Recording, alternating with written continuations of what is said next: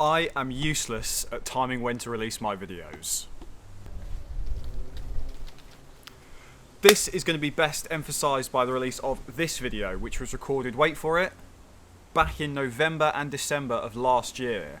So I'm not good at releasing videos on time at the best of times anyway, but then Christmas got in the way, marathon announcement and training for that got in the way, and then this other thing like a global pandemic got in the way, and it's just been sat on my computer and I haven't had the motivation or anything to open it up.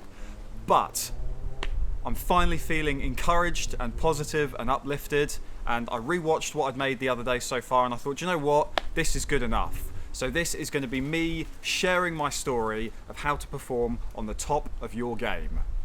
This was also recorded in November when I did Movember, so I had a moustache growing out. Don't judge me, unless you like it, in which case then leave a comment. Kieran and I came up here recently to record a podcast about how to be on top of your game in running. I'll be honest, I didn't really know what we were going to talk about. I just wanted the fantastic visual metaphor 16 stories up. But Kieran had this kind of 3 core principles that he discussed with me. And that gave me an idea. You see, talk is cheap. So why don't we apply those 3 core principles to me and use Parkrun to see if I can be on top of my game. Over the years, I've taken part in a few races and events, but I've never really had a moment where I'd consider myself to be on top of my game. So I was really interested to hear what Kieran had to say. After all, he's got loads of racing experience, so he ought to know what he's talking about. Now, he identified 3 core principles, which we went on to discuss during the podcast. The divisions that I've come up with that I think are most important for being on top of your game is the mental aspect, Right. the physical aspect, and the controlling of the controllables. Yeah. If that makes sense. And we'll dive a little bit into each of those. Now, the podcast itself is available on Kieran's channel as well as on Spotify and Apple, so I'd recommend you go and listen to the full episode. But those 3 core principles are what we really wanted to apply to me to see how much of a difference they'd make to my Parkrun PB. Parkrun. So this is really the only kind of race that I regularly take part in. And like a lot of you, it's probably really the only gauge I have on my performance. But seeing as I ran my Parkrun PB 2 weeks ago and I was feeling good, we figured that it would be a pretty good control to start the top of your game project. So I want to explain a little bit about the identity of this project as well. This is not a 5k PB effort. This is applying certain principles to Parkrun to see if I can perform better. Now, that means a few things. Number 1, I wanted this to be a short project. It's not like a marathon where you need weeks and weeks and months of training. I wanted to just take a month at a distance I was comfortable with and see how much I could apply certain principles to myself to make an improvement. On that subject as well, I also wanted to stay loyal to the Kesgrave Parkrun course. Now, in the area where I live, I think there's 3 Parkrun courses that are all sort of relatively close, and the Kesgrave one that I chose is probably like the 2nd fastest. It's not quite as quick as one, not quite as slow as the other, but there'll be people that say, wind. There'll be people that say, why didn't you just go out to Felixstowe, which is the faster one? But I wanted to use it as a fair comparison, because if you start changing courses and things like that, it didn't sit right with me. And the other things, like I say, I wanted to apply that controlling of the controllables. And as you'll see in this, there were a few things that I couldn't control, but things like my shoes, when you see what the weather was like on the day, yeah, that was something that I could control. So like I say, taking a few key things that we discussed in our pod, applied them to myself over a short period of time to see what results I could get. Session number 1 of the top of your game 5k improvement thing done.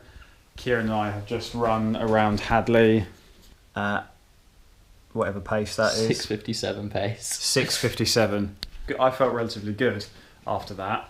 So that's run number 1 done, and I think this man is about to set me some pretty horrible training.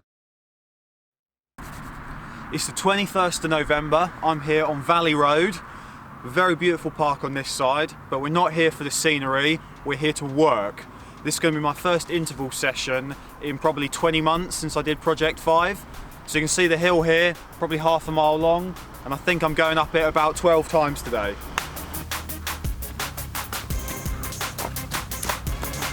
In today's session, a fartlek, that's actually where you change the tempo of your workout whilst you're doing it. So today specifically, I'm going to be doing an exercise where I run for a minute, jog for 30 seconds, run for 2 minutes, and then jog for a minute, and then for 3 and 1.5, and you get it. I've just done a 2K kind of jog to get warmed up, done some stretches, so time to get running.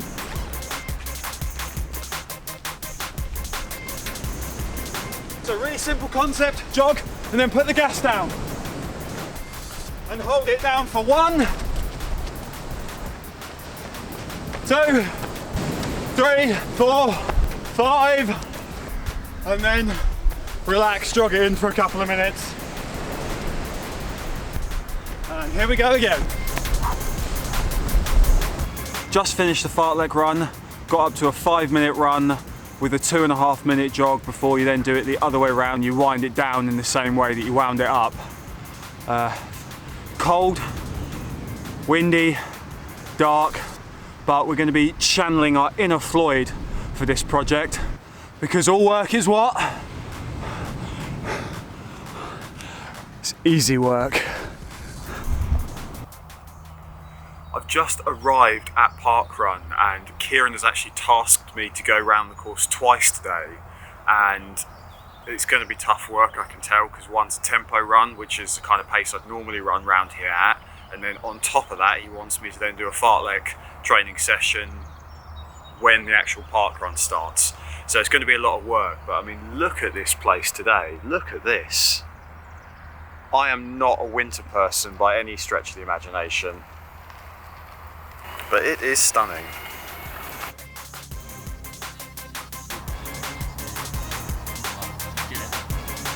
Last one after this one.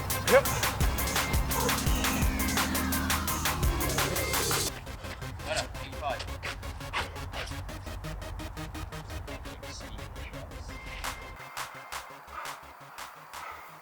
We got one more 400. How are we feeling? Strong. Strong? We're going to finish strong on this last one, yeah? Now watch him cry when I tell him he's got a 12 and 3 2s to go afterwards. First time doing 400s off 45 seconds rest. Nearly gave him 30. Alright, when you're ready. All work is what? Easy work. Look at him go. Easy work.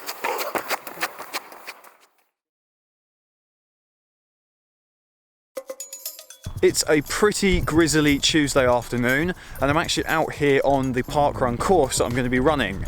Now, it's the 17th today, and the 21st is our kind of D-Day for this project, so obviously we're only a few days away.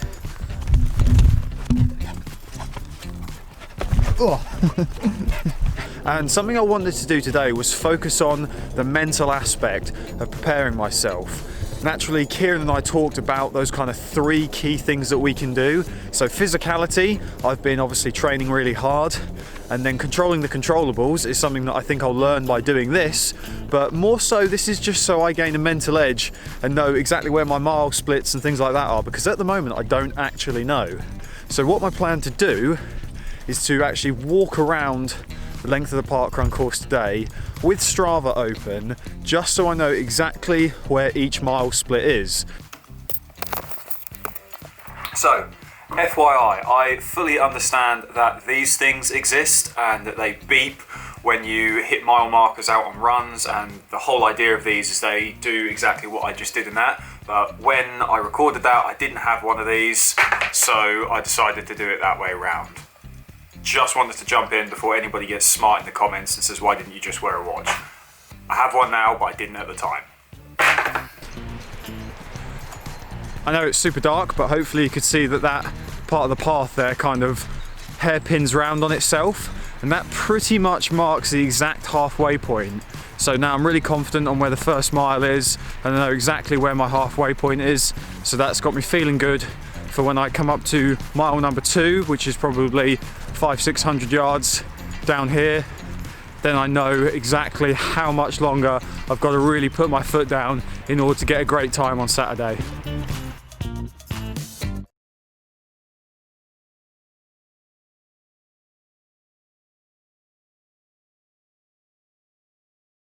Let us compile a list of worst case scenarios for trying to perform on the top of your game. I'm going to say, number 1, the world's most tragic weather. Number 2, a course change, so I don't know where I'm going. Very quickly, the course change. Not too dramatic, but it was unexpected. So, the normal course involves going around and then going through the woods at the end. But seeing as the woods look like this that week, instead of a short loop like that, it was a slightly longer loop. So the course normally does a short loop and then does a long out and back, but instead it was a longer loop to about here, comes back round, and then does the traditional out and back, and then instead of going through the woods, you just simply come back round here and come to the finish. So I don't know where I'm going. Number 3, being late and only having 25 minutes to warm up. Let's crack on.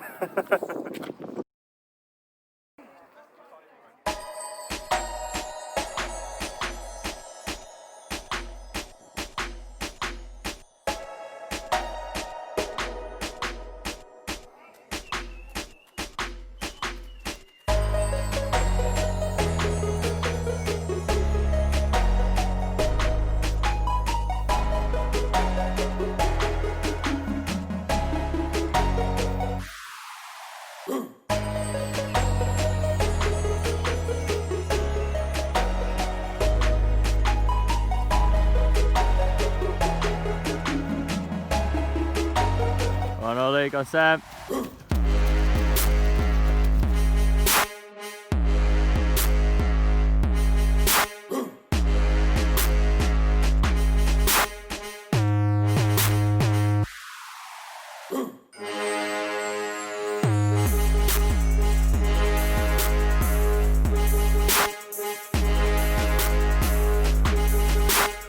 So, mate.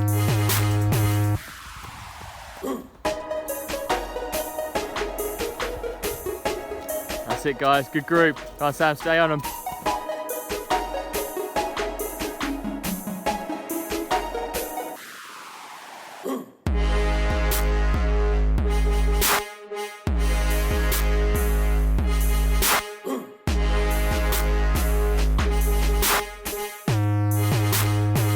Great running.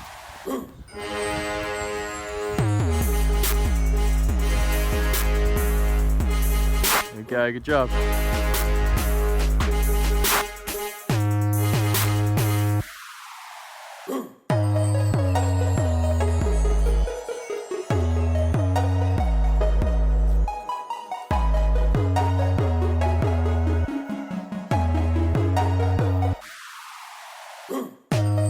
There it is, strong finish. Well in, Sam.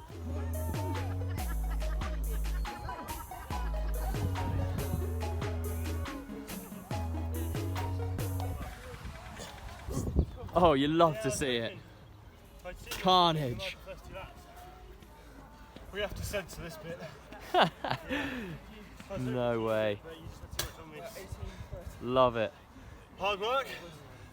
What hard work? Easy work. What was that then? 18:20 by my watch. Whew. Best part of a minute. Well done, Ollie. How you feeling? Yeah, good. Well done, Sam. Well done, Kieran. Feels like it. Well done, Ben. Well done, mate. Well done. Well done, brilliant.